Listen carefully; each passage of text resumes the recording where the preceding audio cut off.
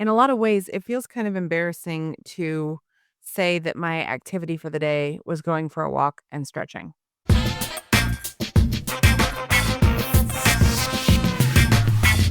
What's up, my movers and shakers? Hey, Miss Ashley Grant here. Welcome to More Movement, Please, the podcast where I hope to inspire you to move your body more.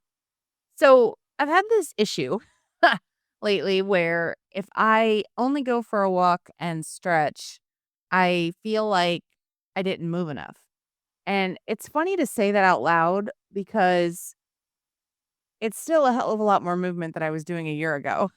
Like the fact that I am actually moving my body every day compared to previously whenever I was working out maybe 2 or 3 hours a week.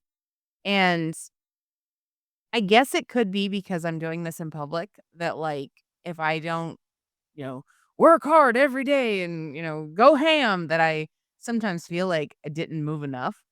And I do admit that I'm still having issues with not moving as much as I feel like I should be.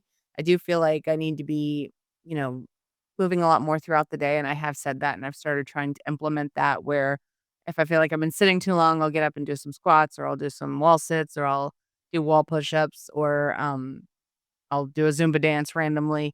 Um, but like today, I went for a walk and I've done a little bit of stretching, and yet I still am catching myself feeling like it's not enough. And I guess I just wanted to quickly record something about that because it's the truth. It's how I'm feeling. And I've talked to you guys about this before about how, like, when I don't do certain things, I feel like I'm almost failing because of the fact I'm doing these accountability posts so publicly. And I feel like talking about that might help someone who might feel like they're not doing enough too. Because if you are moving your body every single day, at least you're moving. According to the American Heart Association, you're supposed to be getting 150 minutes of heart pumping physical activity every single week. That's about 2.5 hours. So the thing is, though, that is just enough to maintain good health. And it's supposed to be what you need for, maintaining heart health.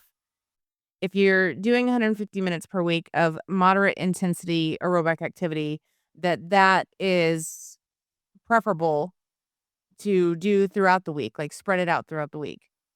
And then it also says if you're not doing that, at least do 75 minutes of vigorous aerobic activity.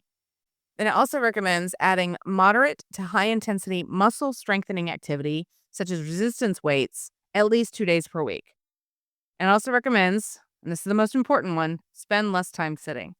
And so as a result, all of this is making me think about getting, and I feel crazy even saying this, is making me think about getting a walking desk.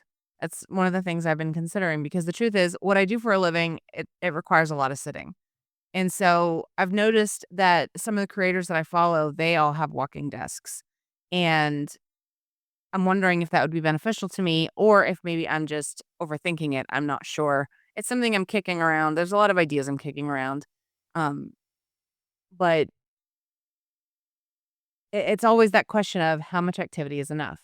And the funny thing is, by the American Heart Association guidelines, I technically was doing the 2.5 hours a week of activity, though, let's be honest, I wasn't going hard with it. I wasn't, I guess you'd call it, as active as I should be. And that's honestly why I wasn't getting many results. I was still eating the same way I always was. And so just doing a little bit of activity, I think, was the only reason I wasn't gaining any more. The fact that I finally started moving, back in 2023, that's what at least helped me maintain the weight that I was at. But in order to actually gain the strength and lose the weight, I had to do more than what I was doing.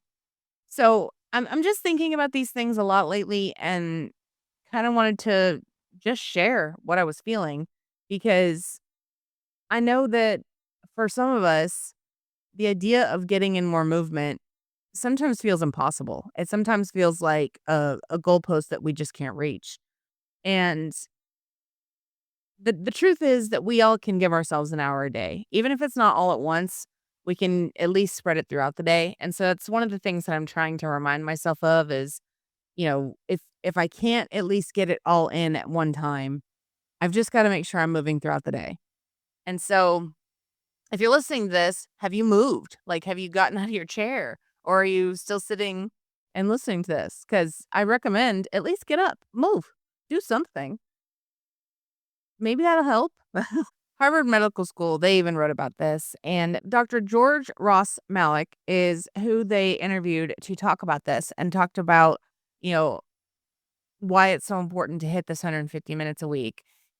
Dr. Malik said some research has suggested that people who regularly sit more than 7 hours a day with limited activity have a higher mortality risk, similar to that posed by obesity and smoking. But here's the thing, if you already have the obesity and you already have issues and you haven't been moving that much, I mean, it feels like to me that it's just a no-brainer to make sure you're working more than 150 minutes per week so that you can actually achieve your weight loss goals. And Dr. Malik even said in this article, which I will leave in the show notes, that the 150-minute target is good to aim for, but your actual best regimen will ultimately depend on your physical condition and your goals. So he also acknowledges that everybody is built differently and that they all have different health concerns. And this can actually dictate what is a safe and effective amount of activity. So he says that if you have notable health issues or you have an injury or something like that, you might need to exercise less time or less intensity as you build your strength and endurance. And I mean, that's really true. And if you have goals to actually lose weight, you're going to have to increase your movement. Either that or you're going to have to decrease the amount of calories you consume. And you guys know I am definitely not a diet culture girly. I mean, the stomach is a muscle too, and so as you're starting to lose weight and you're strengthening your muscles and things like that, it's harder to consume the amount of food that I used to consume, but I'm definitely not changing what I'm eating, so to speak. Now, I am trying to be more mindful and intentional about the things that I am consuming, but I'm not gonna say no to a cookie or a cupcake because I just I'm the type of person that if you tell me I can't have it at all, I start feeling those feelings of, "Okay, well, then I'm just gonna binge it later," because if I can't have it at all, I get those constant cravings of wanting it more than I feel like I should. I hope that makes sense, but I'm not gonna sit here and tell you you have to cut out your favorite foods because I don't believe in that. I'd rather personally move my body more so that I can at least have the stuff I love rather than, okay, I cut everything out of my life and I have no happiness and it hurts. So, um, yeah, just and that's a big thing that I've been thinking a lot about this last year about how, like, I had to move more to get out of the danger zone in terms of the bad health issues that I was having. I had to get more movement in so that I could actually drop some of the weight that was putting so much pressure on my knees and causing me, health issues. But I do need to, I guess, give myself some grace and that if I'm not moving more than an hour a day, I don't have to, like, feel guilty about it. Anyway, I'm just kinda, you know, sharing what I'm feeling today. So, these are the things I'm thinking about. I don't know if this will be helpful. I'll leave the article from Harvard Health in the show notes, and you guys can read it if you want to. But yeah, just thinking out loud and trying to, I guess, in a weird way, forgive myself that I didn't go harder today than I did, but at least I got up and moved. And I guess that's the other thing that I wanted to just share is at least move. Like, do something. Even if you're just sitting in your chair and you're using a resistance band to move your arms a little bit or dancing in your chair. I mean, I've seen stretch classes where you can stretch in a chair. I've seen all kinds of like different things that you can do in a chair that can help you get your blood pumping or get your heart rate up or, get some strength training in. And so if you can't get up, at least move anyway. Um, that's just one of the many things that's going through my brain today. Um, and we keep it real around here. So I'm just telling y'all the things that are going through my head. And yeah, hoping that if you hear this, that it inspires you to move your body in some way, shape, or form. Try to get an hour in and Just consider your weight loss goals, your physical fitness goals, your desires for your body.